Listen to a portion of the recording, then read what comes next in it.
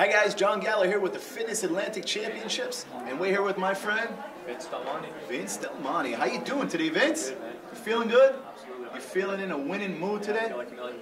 Good, that's great. I just want to ask you, what's going to take you over the top out there? I'm going to have a good time out there. I'm going to have a better time than anybody else here. Good, I like that. That's a great attitude to have. How's the show treating you so far? Oh, excellent. You just deal with anything that comes our way, and yeah, it's been great. You know, Brian Canone's been awesome. It was his idea that I competed, and he pushed me to do his show. So it's April 16th. I'm in best shape of my life. 2 months before spring and summertime, so I can't complain Who about could that. ask for more? Ready for the beach? That's right. Tell me a little bit about your diet. Very strict? I wouldn't consider it strict as a mental state. So. Okay. So just it scripted. It gets the job done. You know, my diet is based on the same stuff that you learned from your grade 1 kindergarten teacher who taught you about how to lose weight. Energy enters in, I take less calories in, and I expend and I lose weight. It's not complicated. I think a lot of people make it too complicated. Right. So it's simply sticking to it. That's what's hard. Dedication, the devotion. diet isn't hard. It's sticking to it. So having a meal by meal approach and not thinking about anything down the road except your meal in 2.5 hours from now. So That's it. So it's short term. Yeah, exactly. Just taking one step at a time. It's one meal at a time, and if you don't have a finish line in mind, then it's really hard to execute the diet. So that's kind of been my approach, one meal at a time. Excellent. Well, let me ask you, your ultimate goal for today. Go 6 months back. Was this in mind? What was your ultimate goal, and have you achieved it? Okay, so November 1st, 2010, I was 214 pounds, and I wanted to bulk up.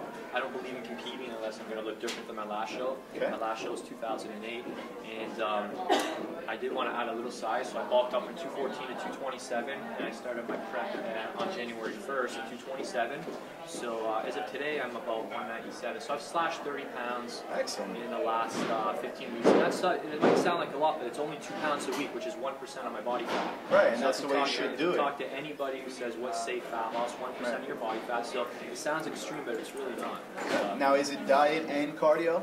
Mostly diet, everything, 50-50? I would say 90% of it's diet. Because, I mean, if you think about it, you can consume a donut in about 30 seconds, which is 1,000 calories, or you can spend an hour in the gym to burn 1,000 calories. So there's so much more leverage in the diet. So when people say, you're probably going to hear these, probably heard this a million times already, diet. So absolutely. So it makes a huge impact. But I mean, the training needs to be there too. I mean, my coach told me about 6 weeks out, your training's not optimal. Your muscles aren't looking the way they need to look. So just because you follow a healthy diet or any good diet, the training needs to be optimal. It needs to be intense. It needs to be hard.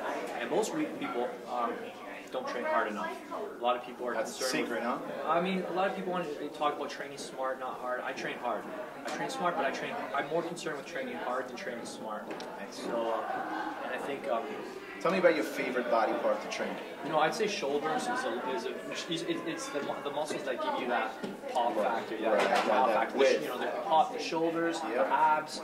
Those are the muscles that give you that instant gratification. Because when the shoulders pop, your whole physique looks more proportional, more tight. More Absolutely. So a quick fitness tip on shoulders. What do you think? You know, shoulders is a slow twitch muscle fiber, so they can take a lot of abuse. I mean, you can train a little more frequently, you can train at a higher volume. Shoulders do a lot of work, so I think a lot of people baby them, and strict form on shoulders is also very, very crucial.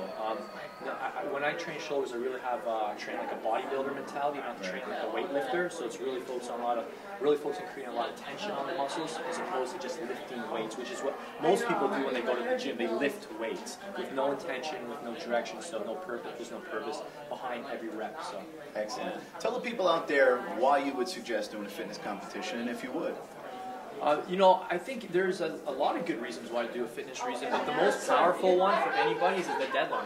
Okay, so you set that goal, shoot for it, I mean, you hit it. There's a finish line. I think a lot of people get lost with their goals, and they deviate. They can't appreciate everything actually adding up. But when you're working against the clock, when you know you have to be ready for 1 p.m. on Saturday, April the 16th, in Wallingford, Connecticut, the Fitness Atlantic Championships, because you're going to be beside 12 other guys or whatever who are shredded, every decision in front of you becomes a lot more it's easier to make. So I apply what I call the helper rule.